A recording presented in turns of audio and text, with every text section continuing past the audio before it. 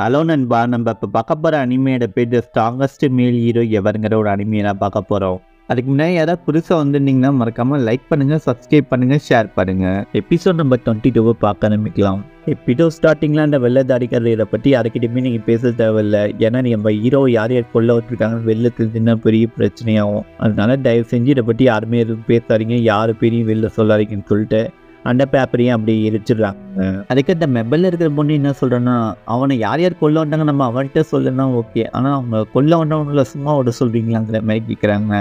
அதுக்கு அந்த வெள்ளதாரிக்கிறது என்ன சொல்கிறாருன்னா, இப்படிக்கு நம்ம எதுவுமே முடிவு எடுக்க முடியாது, இப்படிக்கு அவங்களாம் அமைதியாக தான் இருப்பாங்க, அதனால நீங்கள் நம்ம ஹீரோவுக்கும் எந்த பிரச்சனையும் இருக்காது. அதுவும் இல்லாமல் நம்ம ஹீரோ கூட வந்து ஃபஸ்ட் சீனியும் செகண்ட் சீனியும் இருக்காங்க, அவங்க கண்டிப்பாக நம்ம ஹீரோ பத்திரமா பார்த்துப்பாங்க, அதனால நீங்கள் இதை பற்றி கவலைப்பட தேவையில்லைங்கிற மாதிரி சொல்லிட்டு இருக்காங்க.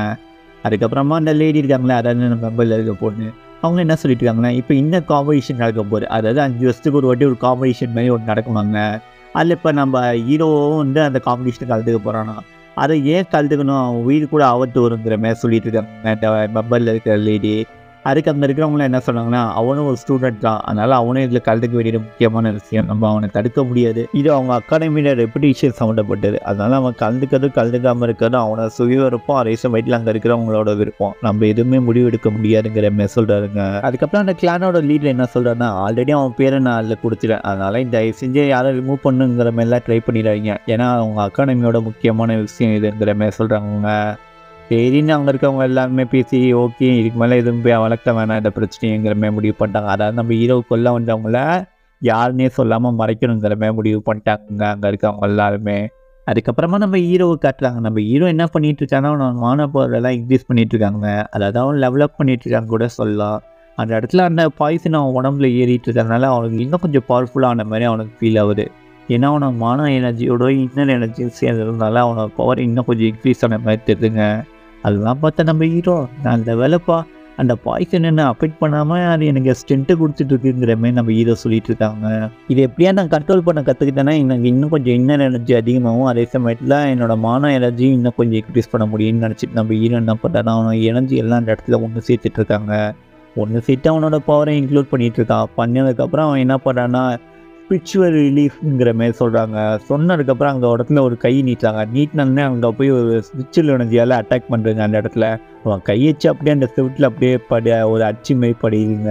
அதெல்லாம் பார்த்து நம்ம ஹீரோ ரொம்ப சந்தோஷப்படுறான். ஃபைனலி ஸ்பிரிச்சுவல் எனர்ஜி ரிலீஃப் பண்ணிட்டேன், இதெல்லாம் எங்கள் டீச்சர் பார்த்துருந்தா தான் ரொம்ப சந்தோஷப்பட்டுருப்பாரு, ஆனால் அவர் பார்க்கறதுக்கு அவரு தான் இங்கே இல்லையேங்கிற மாதிரி வருத்தப்பட்டு திரும்பி அவனோட மான எனர்ஜியில் இன்க்ளூட் பண்ணி திரும்பி பயங்கரமாக அந்த இடத்துல ஒரு அட்டாக் மாதிரி பண்ணிகிட்டே இருக்காங்க. அதாவது ஸ்பிரிச்சுவல் எனர்ஜியோட இம்பாக்ட் அந்த இடத்துல அதிகமாக அவனோட ஸ்பிரிச்சுவல் எனர்ஜியை வச்சு அட்டாக் பண்ணிட்டு இருக்காங்க. ரேண்டமாக அட்டாக் பண்ணதுனால அங்கே இருக்கிற சூரிய பயங்கரமாக ஓட்ட வந்துட்டு இருக்குங்க.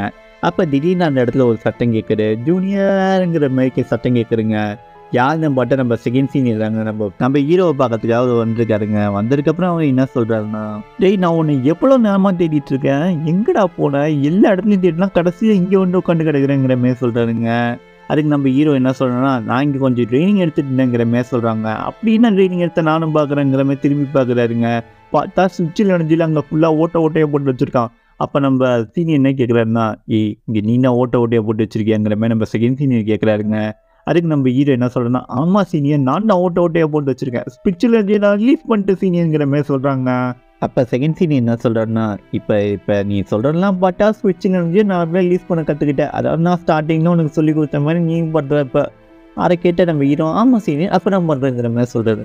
அதை கேட்டதுக்கப்புறம் நம்ம செகண்ட் சீனியர் ஓ நல்லது, குட், பரவாயில்ல, நீ கற்றுக்கிட்டேங்கிற மாதிரி சொல்லிட்டு மனசுக்குள்ளேயே திட்டிக்கிறாருங்க. இதெல்லாம் பண்ணுறதுக்கு எனக்கு 2 வருஷம் ஆச்சு, ஆனால் இவன் வெறும் 4 மாதம் எல்லாத்தையும் கற்றுக்கிட்டான்.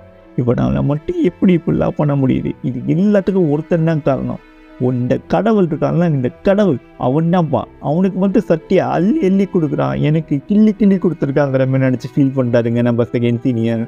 அதுக்கு நம்ம ஹீரோ என்னாச்சு சீனியர், ஏன் ஒரு மாதிரி இருக்கு இந்த மாதிரி கேட்குறாங்க.